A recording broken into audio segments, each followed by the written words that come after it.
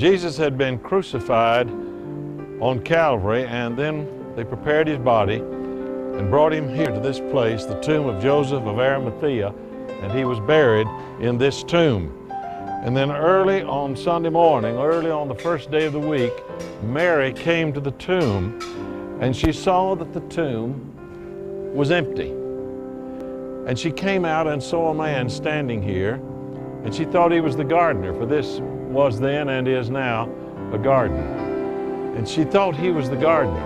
And she said to him, they've taken away my Lord, and I don't know where he is.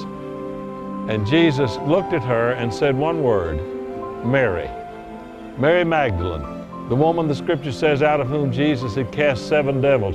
That just means she was full of all kinds of problems. We don't know the specifics, but we know she was a troubled, distressed person. And Jesus had calmed the storm in her heart and in her life and forgiven her of her sins and made her a new person. And she cried out, Rabboni, Master.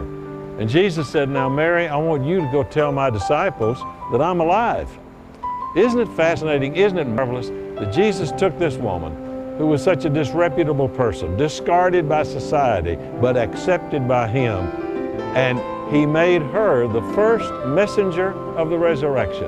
Go tell my disciples. And the disciples have been telling it ever since. The Mary Magdalenes of the world, the Simon Peters, the James, the Johns, all of us who know him and trust him and who know that this tomb is empty, not just because I can stand here and see it.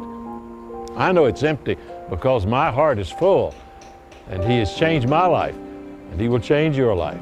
You don't have to come here to meet him. He's come to meet you right where you are.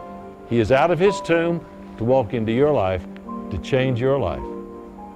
Call his name today, for he's calling yours.